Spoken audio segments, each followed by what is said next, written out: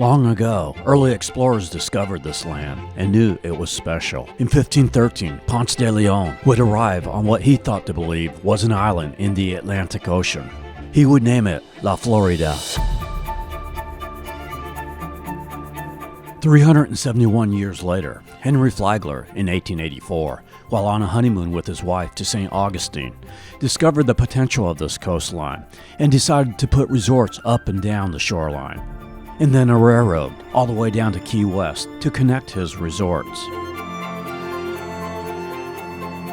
Today, the state continues to be one of the top destinations, not just for a vacation, but also a place for people who want to live. From the Panhandle to the Everglades, Florida's beauty is hard to beat.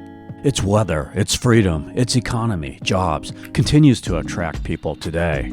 Like this guy, who found a job in Tampa and plans on retiring someday in the Miami Beach area. Just one of many migrating to Florida. Florida has also become more than just a state to retire to.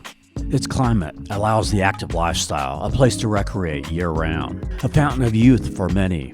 From the pristine beaches of the Emerald Coast to the Sun Coast, or the nature of the Treasure Coast, from Southwest Florida to the turquoise waters of the Gold Coast, the intracoastal waterways that go up and down both the Gulf and the Atlantic sides of the state, creating tropical barrier islands. The canals in cities like Fort Lauderdale, Cape Coral, make Florida a water sport paradise and provides year-round recreation for the active lifestyle. Its lower taxes, less business regulations, attract many businesses to move to the Sunshine State, with no personal state income tax. But Florida's popularity has also created some challenges. The real estate market that is red hot in some parts of the state like Tampa, Orlando, Kissimmee, causing rent and property values to surge. The traffic is increasing, and whenever population increases, so does crime. So, are you planning on visiting or moving to Florida, or thinking about it, and also wondering where should you move or visit? Well then, I think you are going to enjoy this video. We'll take you up the eastern part of the state, from Miami to Jacksonville. Show you the Gold Coast, Treasure Coast, Space Coast, and the First Coast. Then along Southwest Florida, from Naples to Tampa, and the Sun Coast. Then to the Panhandle and the Emerald Coast. So, discover Florida with us as we show you around an oasis of freedom.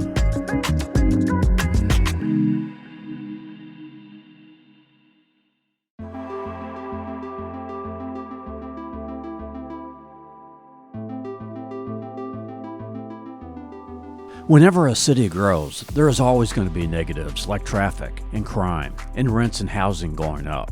I always ask, would you rather live up north in a depressed city whose economy is struggling, no jobs, no construction, nothing new being built? You still get crime in those areas as well. More drug activity. With the growth comes many positives though.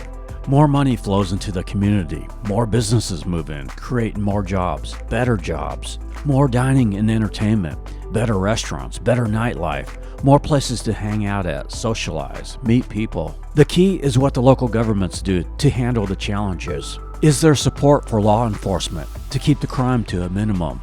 Many move down to Florida for the weather, but also realize there's a negative side of the weather too. It's brutally hot and humid for 4 to 5 months out of the year.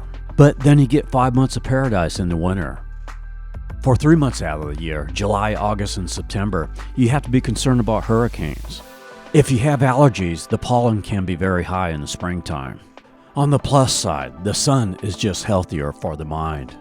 The outdoor life, good for battling depression. Florida is flat, and if you like the mountains, well, there's none here. Some in Florida are migrating to Tennessee and the Carolinas, like our office manager, building a house with her husband in the Smoky Mountain region for when he retires. One of our photographers wants to move to Asheville, North Carolina. He, like Tom Brady, migrated from the New England area, but realized they missed the mountains. I love the mountains as well, but thankfully, because of all of you, I'm able to travel. Oh, and there's large wild animals, bugs, and insects. But beautiful birds and dolphins too. So, just some things to think about before you move to Florida. It is not a perfect state. Every area has its ups and downs. Overall, though, I think Florida's positives outweigh its negatives. So let's get started on our tour. We start on what is known as the Gold Coast in southeast Florida, which runs from West Palm Beach to Miami. The Gold Coast named for the lavish lifestyle in the region. You probably want to have some money if moving here, and patience too. Miami has a lot of traffic, and the drivers have a reputation as being a little rude. Some here believe that using a turn signal is a sign of weakness. With the migration, people from New York tend to migrate down I-95 to the east coast of Florida, especially the Gold Coast, while people from Wisconsin, Ohio, Michigan tend to migrate down I-75 to the west coast of Florida. Therefore, Miami has adopted a little of that New York get-out-of-my-way attitude. Now, on the plus side, Miami has the best food, dining, shopping, and nightlife in Florida. South Beach, known as being a little wild, sometimes too wild. The last couple of years, there has had to be a curfew put in place during spring break. Fort Lauderdale is a little more tame. Doesn't have nearly the issues of South Beach. Its famous Las Olas Boulevard has good nightlife with fine restaurants and bars. Also between Fort Lauderdale and West Palm Beach is Delray Beach with plenty of nightlife along Atlantic Avenue. The beaches are great along the Gold Coast. The thing that strikes me about these beaches, being from California, despite the crowds of people, they remain very clean, very well maintained here. Not like some of the California beaches that get a little dirty, and especially so with Pompano Beach, Deerfield Beach, and Delray Beach. Nice long and wide fishing piers in Pompano and Deerfield Beach. A gorgeous lighthouse. Boca Raton has some of the best nature of the Gold Coast, with these trees called gumbo limbo. Boca also has some very high-end shopping districts. Another advantage to the Gold Coast beaches is they are very handicap accessible, many with ADA crossovers to move wheelchairs right to the beach itself. There are also more options for boat tours on the Gold Coast than there are the rest of the East Coast, with Bayside Marketplace Marina in Miami and Fort Lauderdale.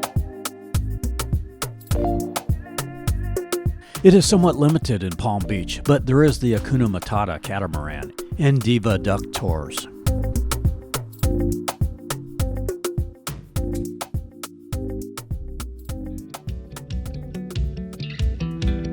We now move to the Treasure Coast. Being the location of our last two videos, we won't spend too much time here, but to say, of all the coastal areas, this might be one of the best places to live in Florida. Some of the people fed up with the craziness of the Gold Coast migrate to the Treasure Coast. Stuart has an old Florida feel to it. The inland parts of Fort Pierce does have a higher crime rate compared to other cities in Florida. However, its coastline is incredible, with the Fort Pierce Inlet being one of the best inlets in Florida, with a state park on one side and lots of beach and park space on the other side.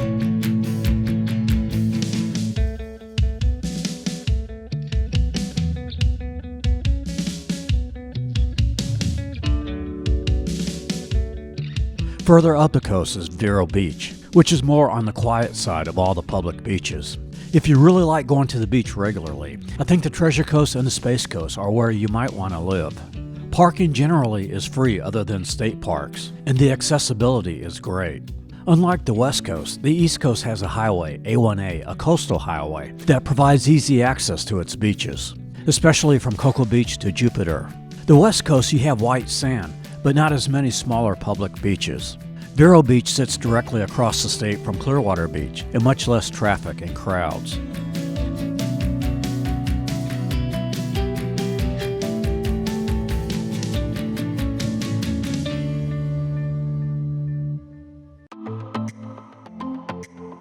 We now move from the Treasure Coast to the Space Coast, home to Cape Canaveral, the launching pad for most of the space missions of the U.S. It is also home to the best surfing on the East Coast, with Cocoa Beach being the most popular beach of the Space Coast. A really nice pier with a tiki bar on the end. South of Cocoa Beach for 34 miles to the Sebastian Inlet. is just lined with many smaller beaches, spanning the areas of Satellite Beach, Atlantic Beach, and Melbourne Beach. Therefore, you won't have a problem finding some beach area for yourself. Easy access, and most of the parking is free. The coastal areas around the Space Coast tend to be a little bit older looking, maybe slightly run down. Not as flashy as the Gold Coast, but much cheaper. And again, great public access to the beaches.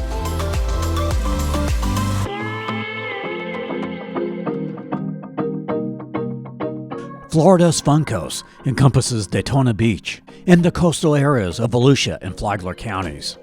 Daytona Beach is not the attraction it once was. It's an area that has a little higher crime than other cities in Florida. However, there's some great coastal areas around it. The Ponce Inlet with a lighthouse and an old Florida-style eateries with waterfront dining. Also, New Smyrna Beach, just south of Daytona, clean and immaculate. And just north of Daytona, Ormond Beach, another highly reviewed beach. One feature that many of the Daytona area beaches have is you can drive right on the beach. But also, the reason why you can drive on the beach is the sand is a little more compressed. So if you like that soft, fluffy white sand, you might want to try Siesta Key Beach on the west coast. Fire in the hole! Fuego! And of course, there's the first coast that we showed at the beginning of this video, with St. Augustine, which has much of the great history of Florida.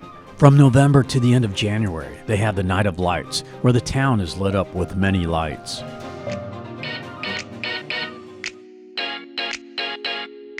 Now, Jacksonville. It's a tale of two cities. One, the downtown, which is just lacking what it should be. They seem to come up with these great plans, but it never happens. Kind of like Jaguars coach Urban Meyer being hired. Big dreams of a Super Bowl, and then getting fired his first year. That's kind of how a lot of projects end up happening in Jacksonville. Just untapped potential here. But this is what many people fail to realize. Jacksonville has some great areas around it. Ponte Vedra, a very high-end ritzy coastal area. Atlantic Beach and Neptune Beach, located in a nice, quaint, village-style shopping area. And then there's what might be my favorite, Amelia Island, 30 minutes north of Jacksonville, on the Florida-Georgia border. On Amelia Island is Fernandina Beach. This is a New England-style beach village.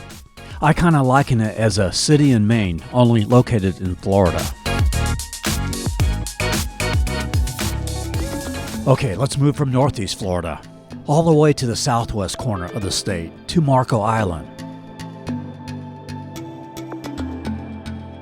This is some of the most pristine parts of the Florida coastline, but there's very little public beach space. So unless you're staying in one of the big resorts, you only have a couple of small parking lots to park in, and then walk across the street to the beach. Next to Marco Island is the Isle of Capri, which has a great catamaran cruise called Cool Beans. The sunset's just fabulous along Big Marco Pass. 30 minutes north of Marco Island is Naples. There's more public beaches here, but still not enough. Public parking can be a challenge. It is, however, a boater's paradise with the Naples Bay that goes through the downtown area.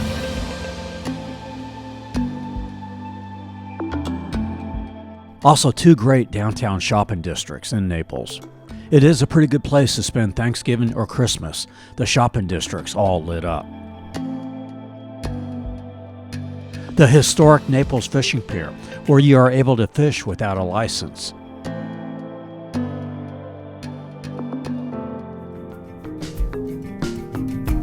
Further up the west coast is Fort Myers Beach. This is a little bit of an older beach town. Has street performers in the wintertime. A nice long pier. An excellent RV park right on the beach. Also in the Fort Myers area is some of the best nature islands in Florida. Sanibel and Captiva Islands. A great place to rent a little beach bungalow and escape from the world for a getaway. Further south on Fort Myers Beach, Lover's Key State Recreation Area, and Bonita Beach.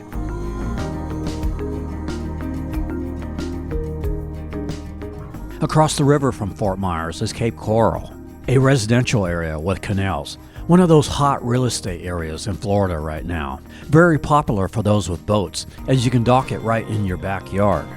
30 miles north of Fort Myers is the Port Charlotte region, which encompasses Punta Gorda, Northport, Englewood Beach, Minnesota Beach, and Boca Grande, which is another island that people love to escape to. Golf carts is the preferred mode of transportation around the island. A nice state park at the south end.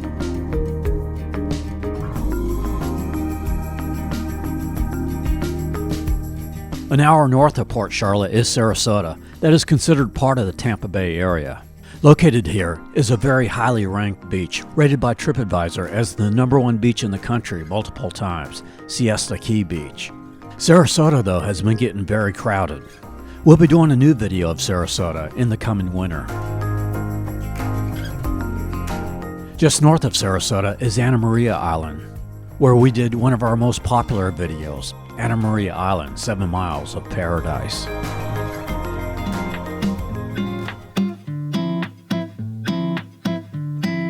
Across the bay from Tampa is St. Pete Beach, currently ranked #1 beach in the country. And north of that, Clearwater Beach has been ranked #1 many times in the past. These beaches are very popular because there's much to do here. A lot of great boat tours. But keep in mind, it can get crowded here.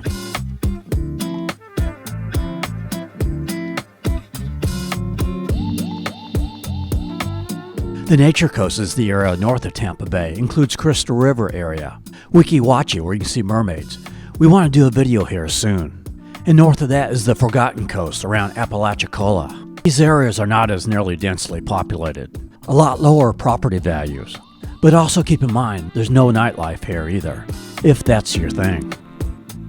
We end our tour on what many consider to be the best beaches in Florida, the Emerald Coast. Soft white sand beaches with turquoise Gulf waters. The longest fishing piers in Florida are located here, many from 1,000 to 1,500 feet. That puts you way out into the Gulf.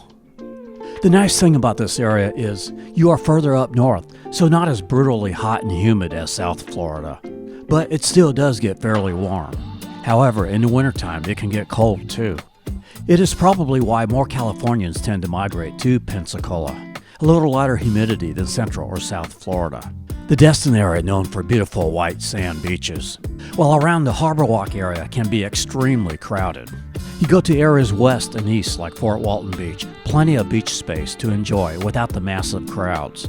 There are so many pristine beaches along Highway 30A, which is the coastal highway along the Emerald Coast.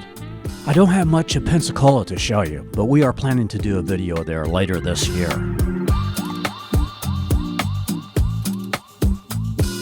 So that is my take on Florida. Everybody is different and might have a different take. But as for me, I love living in the Sunshine State.